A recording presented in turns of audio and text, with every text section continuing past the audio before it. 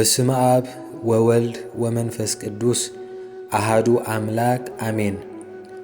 ኦ ገብርኄር ወምእመን ዘበውህድ ምእመነ ኮንከ ዲበ ብዙኅ እሰይመከ። አታሕያዋይን እሙንን አገልጋሊ ጽቡቕ ገበርካ ብውሑድ ተኣሚንካ ኢኻ እሞ ኣብ ልዕሊ ብዙሕ ክሸመካ እየ። ወንጌል ማቴዎስ ምዕራፍ 25 ፍቕዲ 21። ገብርኄር ማለት ሕያዋይ ተኣማኒ ርህሩህ ለባም ቅኑዕ እሙን ሓቂ ዘለዎ ሰብ ማለት እዩ።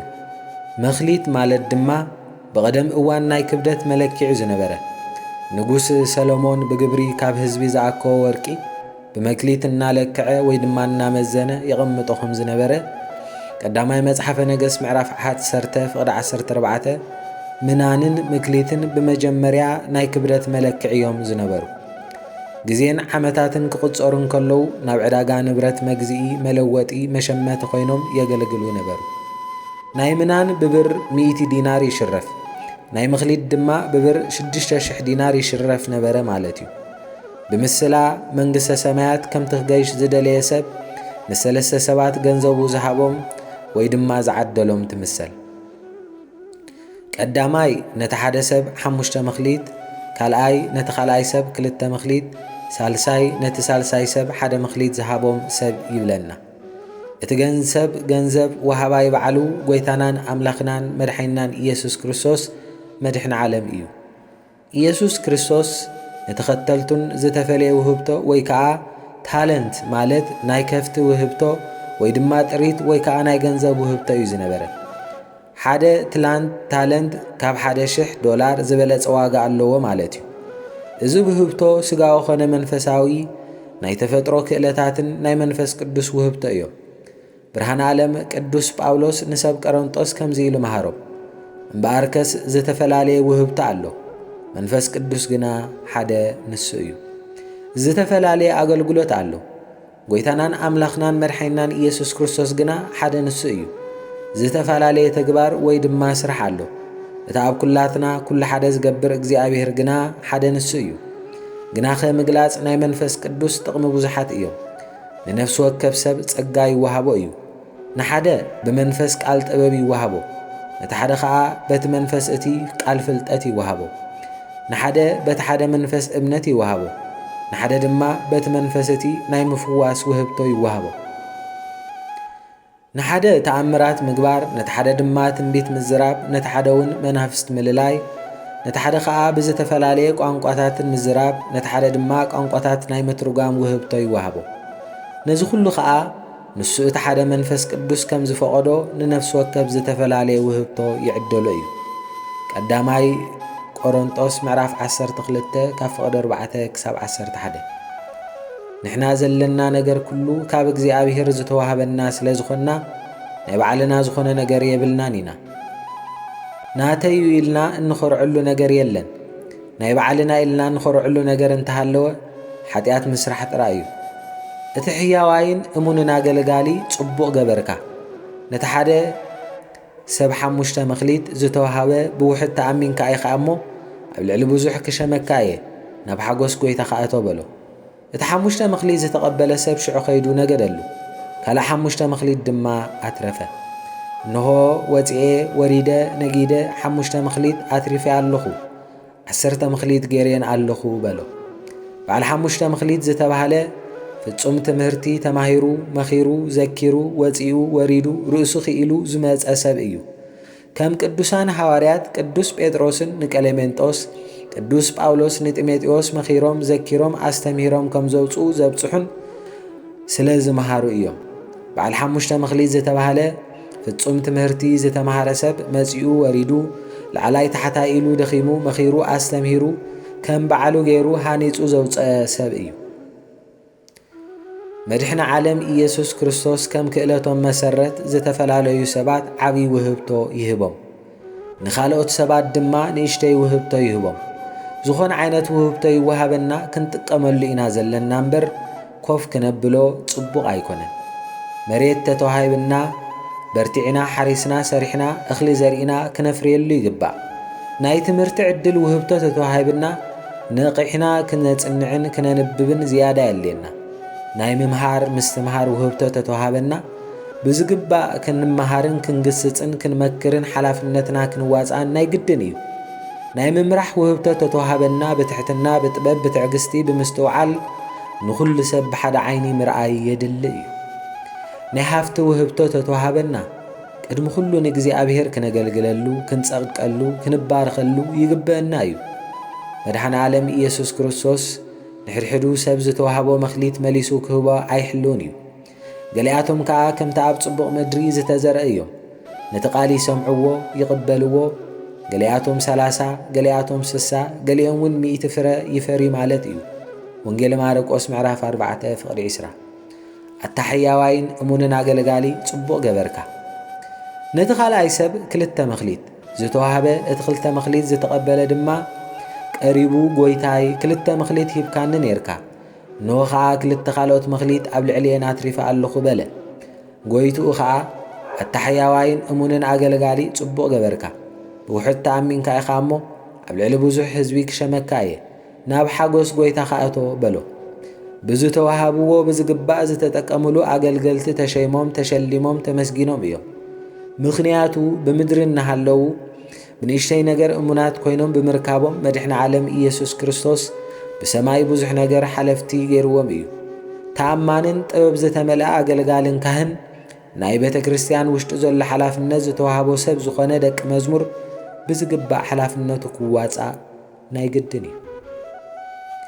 እቲ ምስላ ንቤተ ክርስቲያን ኣመሓደርቲ መራሕቲ ሃይማኖት ዝተዋሃበ መጠንቀቕታ እዩ። ንሱ ኸዓ ኣብ ቤተ ክርስቲያን ውሽጢ ዘለዉ ምእመናን ቃለ እግዚኣብሔር ብምምሃር ንዝሓዘኑን ተሃልዮም ብቃለ እግዚኣብሔር ከጸናንዑ ምግባር ካብ ሕጊ እግዚኣብሔር ከይወፁ ብዝግባእ ምሕላው ትምህርተ ወንጌል ክመሃሩ ክፈልጡ ምግባር ካህናት ሓላፍነቶም ክዋፅኡ ብፍቕርን ብትሕትናን ብቕንዕናን ብሕግን ብሕጊ እግዚኣብሔር ክመርሑ ክምህሩ ክምግቡ ክምዕዱ ዝተዋሃቦም መኽሊት ሓላፍነት ክዋፅኡን ግድን እዩ። ጎይታናን ኣምላኽናን መድሓኒናን ኢየሱስ ክርስቶስ ንመራሕቲ ሃይማኖት ንካህናት ኩሎም ብዝተዋሃቦም መኽሊት ኣብ ስርሖም ክርከቡ ብእምነትን ብሃይማኖትን ብትምህርትን ዝፋጠኑ ብንእሽተይ ሓላፍነት ተኣመንቲ ኮይና ክንሰርሕ በዓሉ ኢየሱስ ክርስቶስ ዓብይ ሓላፍነት ሂቡና ሸይሙና እዩ እሞ ስራሕና ንፍለጥ ብፈሪሃ እግዚኣብሔር እንጓዓዝ ስራሕና ተዘይፈሊጥና ካብ እግዚኣብሔር ርስተ መንግሥተ ሰማያት ተባሪርና ናብ ገሃነመ እሳት ተደርቢና ናይ ዲያብሎስ ምሳጋንንቱ መጻወት ከይንኸውን ማለት እዩ። ኣታሕያዋይን እሙንን ኣገልጋሊ ጽቡቕ ገበርካ። እቲ ሳልሳይ ሰብ 1 መኽሊት ዝተዋሃበ እቲ ሓንቲ መኽሊት ዝተቐበለ ግና ከይዱ ምድሪ ኹዒቱ ገንዘብ ጎይትኡ ወሓበ። ድሕሪ ነዊሕ እዋን ጎይታ እቶም ኣገልገልቲ መጺኡ ክትጸባጽዎም ጀመረ። እቲ 1 መኽሊት ዝተቐበለ ድማ ቀሪቡ ጎይታይ ዘይዘራእካዮ እትዓጽድ ዘይበተንካዮ እውን እትእክብ ጨካን ሰብ ምዃንካ እፈልጥ እየ። ስለ ዝፈርሐኩን ከይደ ነቲ መኽሊትካ ኣብ ምድሪ ኹዒተ ሓባእክዎ። ሕጂ ኸዓ እንሆ ገንዘብካ በሎ። ጎይታ ድማ ኣታኽፉእ ሃካይ ኣገልጋሊ ዘይዘራእክዎ ከም ዝዓጽድ ዘይበተንክዎ ከም ዝእክብ ትፈልጥ እንተደኣ ነርካ ነቲ ገንዘበይ ንመሽረፍቲ ክትህቦ ምተገበአካ ነይሩ። ኣነ ኸዓ መጽአ ምስ ወለዱ ምወሰድክዎ ነይረ። እምበኣርከስ ነቲ መኽሊት ካብኡ ኣሕዲግኩም ነቲ 10 መኽሊት ዘለዎ ሃብዎ። እቲ 1 ታለንት ብሕጂ ካብ $1,000 ዝበለጸ ዝተቐበለ ገንዘብ ኣገልጋሊ ውህብቱኡ ንዓቐ። ንሱ ብናቱ ሓሳብ ውህብቶይ ንእሽተይ ስለ ዝኾነት ንጎይታይ ደስ ከብሎ ይክእልን እየ ብምባል ናቱ ጎይታ ካብኡ ብዙሕ ዝደሊ መሲልዎ ጎይትኡ ፍቕሪ ዘይብሉ ሰብ ኢሉ ክኸሰሶ ዘይዘራእካዮ እትዓጽድ ዘይበተንካዮን እትእክብ ጨካን ሰብ ምዃንካ ይፈልጥ እየ ኢሉ ኣማረሩ። ነዚ ናቱ ክሲ ምኽሳስ ግና ብሓቂ ነበረን። እግዚኣብሔር ኩሉ ግዜ ጻድቕ እዩ። ነገር ግና ኩፍኣት ሰባት ብርእሶም ክፍኣት ንእግዚኣብሔር ኣሕሊፎም ሂቦም ይወቕሱን ይኸሱን። እቲ ድኽመት ድማ ናይ ባዕሎም እዩ። እቲ ክፉእ ሰብ ኣገልጋሊ ርእሱ ንምክልኻል ፈተነ። ብመወዳእታ ናይ ባዕሉ ገንዘብ እኳ ከትርፍ ኣይከኣለን። እቲ ገንዘብ ተመንጢሉ ንኻልእ ተዋህበ እምበር ብእግዚኣብሔር ኣገልግሎት እናሃለወና ብመንፈስን ብስጋዊ ብበረኸትን ዘይንጥቀም እንተኾይና ውህብቶና ንምንጠሊና ማለት እዩ። መንፈስ ቅዱስ እናሕዘና እንተኾይና ካባና ይርሕቐና እዩ ጸጋና ይግፈፍ በረኸት ዘይብልና ሰባት ንኸውን ናይ እግዚኣብሔር ውህብቶ ብዘይ ኣገባብ ዝጥቀም ሰብ ቅጽዓቱ ብጣዕሚ ከቢድ እዩ ብናይ እግዚኣብሔር ውህብቶን ብፍቕርን ብትሕትናን ዘይንጥቀም እንተኾይንና እግዚኣብሔር ምትላል እዩ ዝኸውን ዘሎ ናይ እግዚኣብሔር ተቃወምቲ ንኸውን ብግዲኡ እግዚኣብሔር ድማ ይቃወመና ማለት እዩ ብዙሓት ሰባት ንርእሶም ኣነ ንእግዚኣብሔር ከገልግል ምስራሕ ዘይክእል ሰብ እየ ይብሉ ከምኡ በማለት ጽቡቕ ከይሰርሑ ምኽንያት ዝደልዩ ከምዚ ዓይነት ሰባት ከምቲ ክፉእ ባርያ ወይ ድማ ኣገልጋሊ ሰኣን ምስራሕ ናይ ባዕሉ ገንዘብ ንኻልእ ሰብ ኣገልጋሊ ኣሕሊፉ ዝሃበ ክፉእ ሰብ ኢና ንኸውን ጸጋና በረኸትና ሃፍትና ክንጥቀመሉ ይግብአና ማለት እዩ ነዝሃካይ ኣገልጋሊ ግና ናብ ፍጹም ጸልማት ኣውፂኢኩም ደርቢይዎ ኣብኡ ብኽያትን ምሕርቃማ ስናንን ክኸውን እዩ ካብዚ የድሕነና ኣብዚ ግዜና ዘለናሉ ሰዓት ሕስድናን ስድነትን ይበዝሓሉ ካብ መሬት ተላዒልካ ናይ እምነት መርሓቲ ምጽራፍ ይኹን ምውራድ ወይ ድማ ምግሳጽ ካብ ሓደ ኣማኒ እየ ወይ ከዓ ክርስቲያን እየ ዝብል ዘይሕለው ወይ ድማ ዘይጽበዮ ተግባር ይፍጸሙ ኣለዉ ንሕና ንባዕልና ካብ ሓጢኣትን ካብ በደልን ምውፃእ ዘይከኣለና ሰባት እናሃለና ንባዕልና ንጹህ ሰብ መሲልና ምዝራብ ኣድላይ ኣይኮነን ክርስትና መሲልካ ኣይኮነን እዩ ኮይንካ ምርካብ ይምበር እቲ ክፉእ በዓል ሓደ መኽሊት ምኽንያት ብምቕራብ ብምጽራፍ ገንዘቡ ከትርፍ ኣይከኣለን ናይዚ ሰብ ዕድል ከይገጥመና እንጠንቀቕ ንስሓ ንእቶም ናብ ልቦናና ክንምለስ ይግብአና ማለት እዩ ሊቀ ሐዋርያት ቅዱስ ጴጥሮስ በቀዳማይ መልእኽቱ ከምዚ ይብል ንካህናት ሓላፍነቶም ክነግሮም ከሎ ነቲ ሓደራ ዝተዋሃበኩም መጋሰ እግዚኣብሔር ሓልውዎ እንተኾነ ከም ፍቓድ እግዚኣብሔር ብፍታው እምበር ብግዲ ኣይኹን ብጽቡቕ ድሌት እምበር ንኸንቱ ረብሓ ኣይኹን ነቲ መጓሰ ኣርኣያ ደኣኩንዎ እምበር ኣብ ልዕሊ እቶም ዝተዋሃብኩም መጓሰ ጐይቶት ኣይትኹኑ ተሓለቓ ጓሶት ምስ ተገልጸ ድማ ዘይሓልፍ ኣኽሊል ክብሪ ክትቀበሉ ኢኹም ብኣኽዋኻትኩም ዘለዉ ናይ እግዚኣብሔር መጓሰ ሓለውቲ ኢሉ ናይ ምምላድ መገዲ ገለጸ ሓለውቲ መጓሰ ዝተባህሉ ካህናት እዮም ቅራት መዓንዳ ደንበ ዝተባህሉ ምእመናን እዮም ናይ ኣባጊዕ ጓሳ ወይ ድማ ሓላዊ ስርዓት ገይሩ ክሕልወን ዘልየን ዝኣበሰ ሰዓርን ማይን ዝበልዖኦ ዝሰትዮ ናይ ግድን ክህበን ክቕርበለን ኣለዎ ማለት እዩ ውኻርያን ትኽላን ከይትበልዕን ነቂሑ ክሕልወን ኣለዎ ብሓዲስ ኪዳን መጓሳ ኣባጊዕ ሓደራ ዝተዋሃበ ንሃዋርያት እዩ ናይ ሃዋርያት ተኸተልቲ ድማ ካህናት እዮም ነቲ መጓሰ ሓለቓ ድማ ባዕሉ ጎይታናን ኣምላኽናን መድሓይናን ኢየሱስ ክርስቶስ እዩ ነቲ ሓላዊ መጓሰ ኣባጊዕ ሕዝበ ክርስቲያን እዮም ስለዚ ንርእስኹምን ነታ ክርስቶስ ብደሙ ዝተበጀዋ ቤተ ክርስቲያን እግዚኣብሔርን ክትሕልዉ መንፈስ ቅዱስ ኤጲስቆጶሳት ገይሩ ኣባ ዝሸመኩም ነቲ ኩሉ መጓሰ ክሕልዉ ምስ ከድኩ ነታ መጓሰ ዘየናሕስዩላ ከም ትኻሉ ብጨ ድሕሪት ከም ዝመጽኹም እፈልጥ እየ ግብረ ሐዋርያት ምዕራፍ 20 ፍቕዲ 28 ክሳብ 30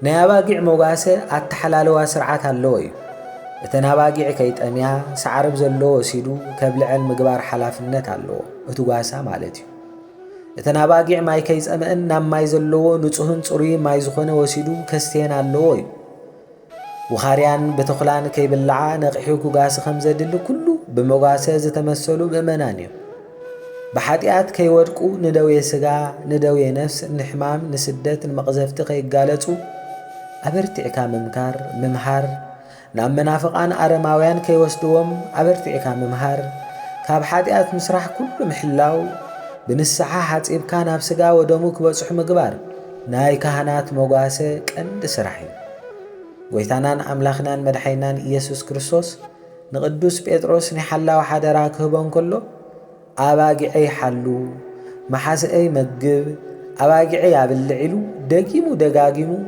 ኣጽንዖት ሂቡ ዝነገሮ ከቢድ ቃል እዩ ወንጌላዊ ቅዱስ ዮሐንስ ሐዋርያ ነዚ ትርጉም ክህቦን ከሎ ኣባጊዐይ ሓሉ ዝተባህሉ ዓበይቲ ሰባት ምእመናን ምኽር ኣምህር ኣባጊዐይ ያብልዕ ዝተባህሉ መናእሰይን ኣምህር ገስጽ ወንጌል ከም መግቢ መግቦም መሓስአይ መግብ ዝተባህሉ ህፃናት እዮም ስጋውን መንፈሳውን ብምክንኻን መግቦም ኣዕብዮም ንጽባሕ ብሩህ ተስፋር እዮም ንሶም እዮም ሕድሪ ተቐበልቲ ንማለት እዩ።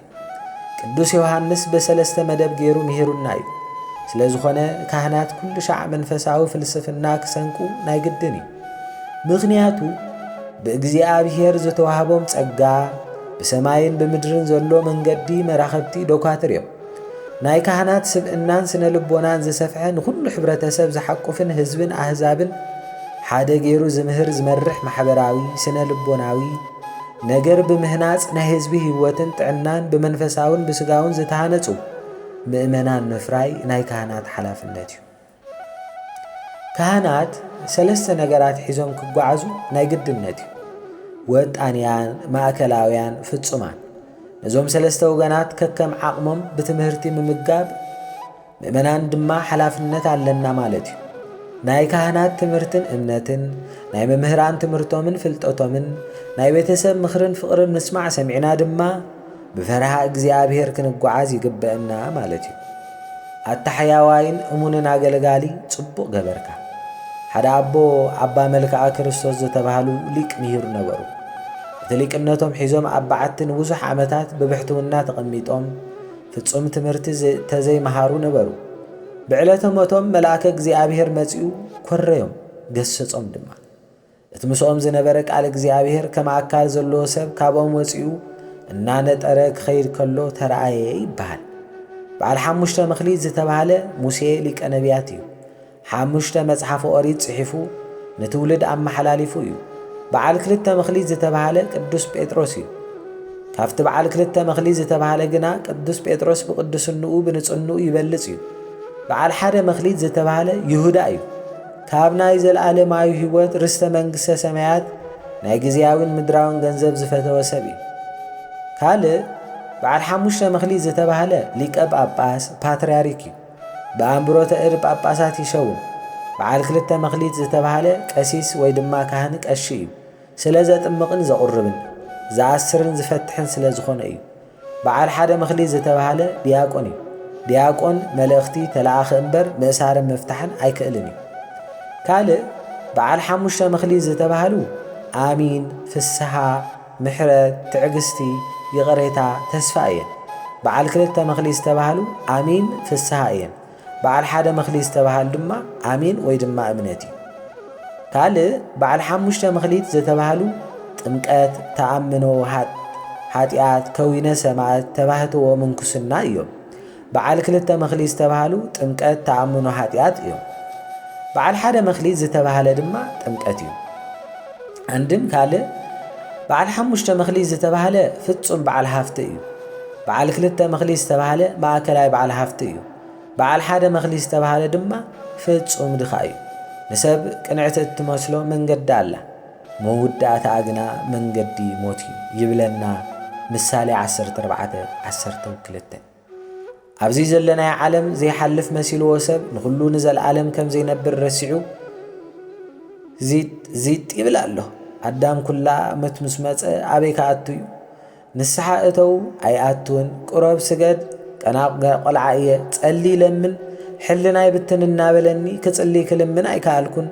መጽውት ኣስራት ብኹራት ኣውፅእ ገንዘብ የብለይን ካበይ ከምጽእ። ንጽድቂ ክኸውን ከሎ ገንዘብ ጽቡቕ ሓሳብ ይጠፍእ። ንሓጢኣትን ንበደልን ክኸልውን ከሎ ግና ገንዘብ መሊኡ ብኣሽሓት እናውፅአ ይሕምሽሾ። ርግማን እዩ ድማ በረኸት እግዚኣብሔር ይፍትሓዮ። ቃል ጎይቶኦም ዘይኽብሩ ብቕንዕና ኣብዚ ዓለም ዝነብሩ ሰባት ብምግባር ብሃይማኖት ኣሚኖም ተሃኒጾም ብንእሽተይ ነጊዶም ኣትሪፎም ነቲ በዓል መኽሊት ዝሕግስዎ ሰባት ክንከውን ይግብአና ማለት እዩ። ገብርሄር ጽቡቕ ኣገልጋሊ ቅኑዕ ተኣማኒ ሰብ ተባሂልና ክምስከረልና እንተደኣ ኮይንና ቅንዕና ምግባር እምነት ክህልወና ይግብአና ማለት እዩ። እምነትን ምግባርን ናይ ግድን እዩ። ንተሓባበር ኩላትና ሓወየ ሓፍተየ ንበሃል።